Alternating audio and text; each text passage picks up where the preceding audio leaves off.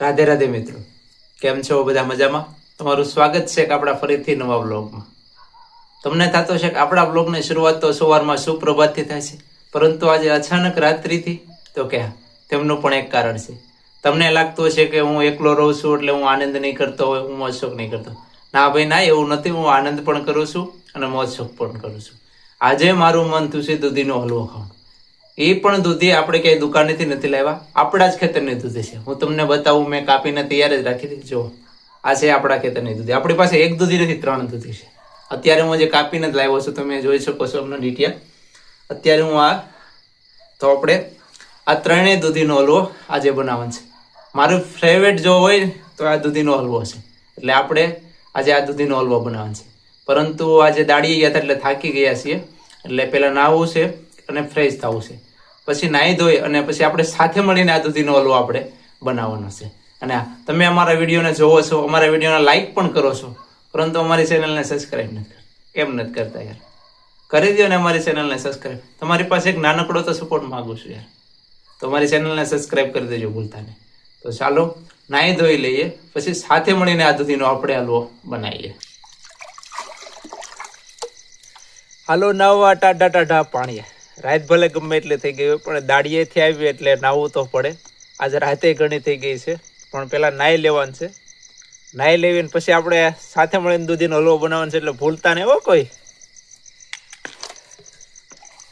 નર્મદે હર, હર હર નર્મદે, નર્મદે હર, હર હર નર્મદે, નર્મદે હર, હર હર નર્મદે, નર્મદે હર, હર હર નર્મદે, નર્મદે હર, હર હર નર્મદે, નર્મદે હર, હર હર નર્મદે, નર્મદે હર, હર હર નર્મદે, નર્મદે હર.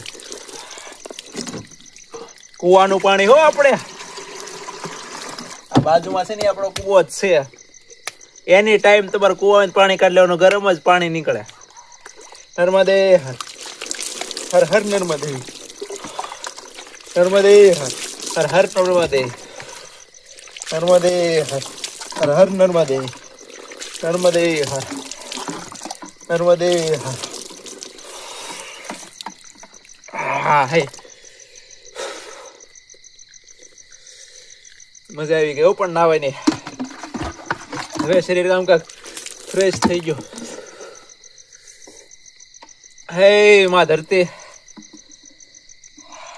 અને મિત્રો, આપણે નાઈ કરવીને તૈયાર થઈ ગયા છીએ, અને હવે વારી છે દૂધીના હલવા બનાવવાની. તો આપણે બધી સાધન સામગ્રી તૈયાર કરી અને સાથે મળીને બનાવીએ આજે આપણે દૂધીનો હલવો. તો મિત્રો, આપણી બધી સાધન સામગ્રી તૈયાર થઈ ગઈ છે. દૂધી સોલીને કમ્પ્લીટ થઈ ગઈ છે. આપણી ભગરી ભેંસનું દૂધ પણ આવી ગયું છે. બરણીમાં તેલ છે, કારણ કે આપણી પાસે અત્યારે ઘીનો વેત નથી, એટલે આપણે તેલમાં જ આ દૂધીનો હલવો બનાવવાનો છે. અને 5 રૂપિયાના આપણે કિસમિસ મગાવી છે ગામમાંથી, કારણ કે આપણી પાસે જે કાજુ બદામનો બહુ વેત નથી, એટલે કિસમિસથી આપણે કામ ચલાવી લઈએ. તો ચાલો સાથે મળીને બનાવીએ દૂધીનો હલવો.